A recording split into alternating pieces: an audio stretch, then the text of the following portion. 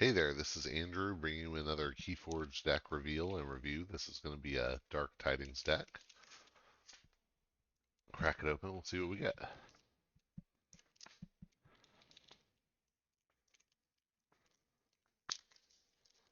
I wish I could reliably do it from the wrong side. Ooh, there.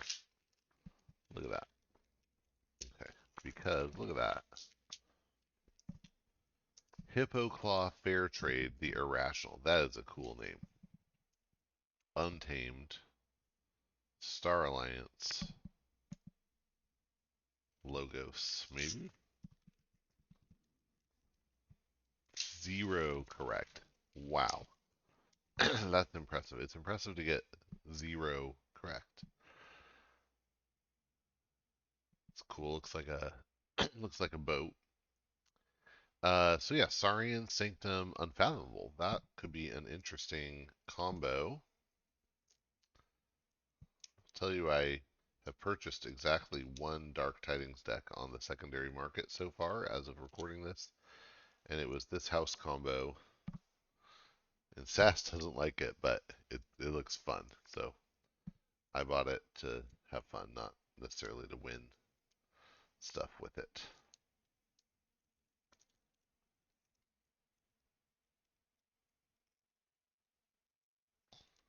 Oh, come on.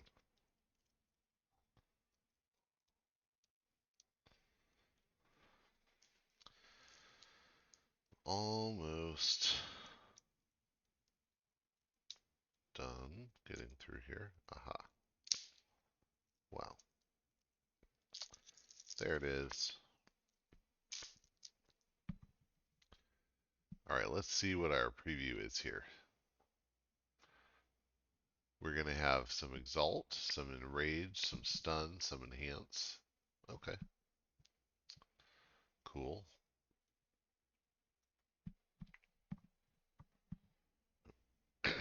We'll be starting with Saurian. Oh, Orpheal's chosen. That means we're going to get Orpheon lands chosen, I think. These are better than I thought. So this one is a 3-power human monk, and it says, while the tide is high, it gains Skirmish and Fight gain 2. Skirmish, Fight gain 2 is pretty good. So yeah, that's nice. And then the other card that always comes with it, Orpheon Lands Chosen, is also a 3-power human monk. And it says, while the tide is low, it gets 3 armor and gains Reap Capture 2. So you can Reap to capture 2, Fight gain 2. Uh, if you flip the tide at the right time, that's pretty cool. Okay, Trial by Water is an action with a bonus amber. When you play it, you reset the tide, and until the start of your next turn, players cannot raise the tide. So that's pretty interesting. I haven't played this in situations yet where it was like, oh wow, this super matters, but it's an interesting card.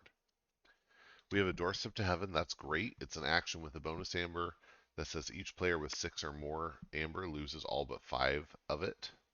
That's really good. Oh, and then First or Last. I love this card. It's an action. When you play it, you choose one. You either purge each creature with the highest power or you purge each creature with the lowest power. This is super good. The fact that it can take care of, a Ducilius or a Dusk Witch is just great. So, yeah, I like it. Hadros Wall is going to help our creatures be somewhere in the middle, probably. It's an artifact, it's also an item, and it says that each friendly flank creature gets +2 power. I love Hadroth's Wall. Shoulder Armor is an upgrade with a bonus amber that says while this creature is on a flank, it gets +2 armor and +2 power. Combine that with the Hadroth's Wall, you're giving something +4. That's insane. Grand Melee is an action. When you play it, you destroy each creature that does not share a house with at least one of its neighbors. And then we have Hammergram, an action that deals 3 damage to a creature and stuns it. It's like good actions, but not a lot of amber here, but we'll see what we get later. Heal or Harm. You choose one. Either you fully heal a creature and gain an amber, or you ready and fight with a friendly creature. Well, that's a cool way to maybe get to use the Orpheal right away. Not a lot of creatures in here. But we do have Larry of the Lake, a 3-power human knight that says while the tide is high, each friendly creature gets +2 armor. And then we have Taxing Journey, an action with a bonus amber that says a friendly creature captures an amber. Each of its neighbors that shares a house with it also captures an amber.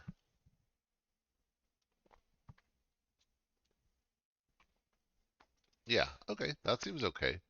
A little bit of capture here and there, some board control, doorstep, always good. Seems like a pretty good Sanctum, actually. Then we have Saurian. Okay, I don't like this, but that's okay.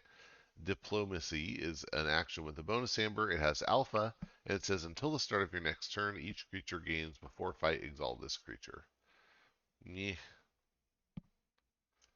Oh, Hestatus Raptor. Oh, that's interesting. Hestatus Raptor is a 5-powered dinosaur soldier with 1 armor. It says before fight you may exalt Hestatus Raptor. If you do, deal 1 damage to the creature it fights for each amber on it. For each amber on friendly Hestatus Raptors. So yikes, the diplomacy could go interestingly with that for sure.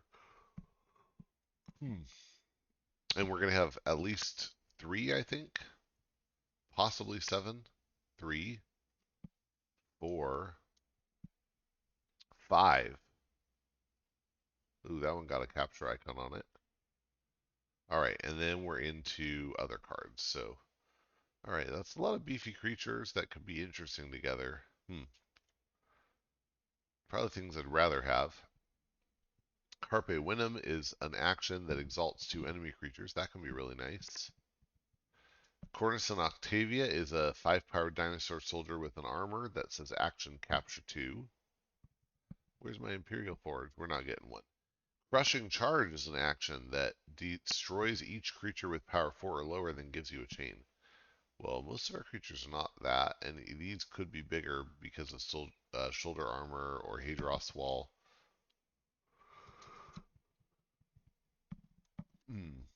Lepisosaurus is a 4-power beast with 2 armor and taunt, and while attacking it, enemy creatures gain before fight exalt this creature. So that's a way to generate more amber for yourself. Magistravita is a 5-power dinosaur with play Reap. You may exalt a friendly non-saurian creature if you do Reap with it. That's cool. You could Reap with like the Orpheon Lands Chosen on a Saurian turn, for example. Fun stuff. Venator Altum is a 7-powered dinosaur soldier with 2 armor. After he's dealt damage, if the tide is low, you exalt him. That's dangerous, but big body. Oh, okay. Looking at Unfathomable now.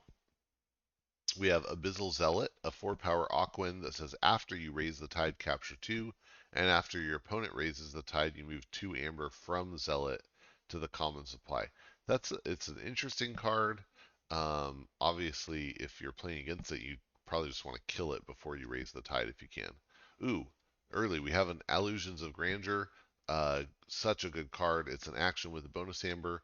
When you play it, you choose a house on your opponent's identity card. If your opponent does not choose that house as their active house on their next turn, you gain 3. You play this like Control the Weak. You name the house you want them to pick. And then if they pick it, great, you're happy. If they don't pick it, then you get 3 amber. So it's kind of a win-win. Always happy to see more than one of those, but I'll deal with one for now. Kiri Guiltspine is a 3-power Aquan with Elusive that says after an enemy creature reaps, it does not ready during its controller's next ready card step. That is interesting board control there. It essentially incentivizes going the same house. Excuse me, going the same house 2 turns in a row. Call of the Void is an action with a bonus amber. When you play it, you exhaust a creature, but if it was already exhausted, you destroy it instead, and its controller loses an amber. It's a good card. Flamegill Enforcer is a 6-power Aquan that says after your opponent raises the tide, enrage it, and it has action capture 3. It's a big body. Frigorific Rod is an artifact with a bonus amber. It's an item. It says action, exhaust a creature or artifact. Very nice control. 2 of those. Nice, not bad. Guilt by Netcaster is a 2-power Aquan with 2 enhanced capture icons and reap exhaust a creature. Yeah, at this point, like if you get things right here, you're doing Unfathomable and you're like exhausting all their creatures, um, and making them have to choose a different house than what they would want otherwise. Um, Seems like a fun way to play. Horrid Sign-In is a 4-power beast with poison, pretty self-explanatory. Photic Raider is a 2-power Aquan with play, capture 2, and while the tide is high, it gets +4 power. So status of the tide matters a lot for this guy. 2 more cards. We have Seabringer Krakoa, a 7-power beast with taunt and destroyed Raise the Tide. I mean, it'd be good without that effect, the 7-power taunt in Unfathomable, but that destroyed effect makes him just even a little better. And then lastly, we have Wicolia, who is a 3-power beast. This one got a capture icon on it, but it says Reap, keys cost +2 during your opponent's next turn. Um, so yeah, that's a little bit of Amber cost control there. But of course,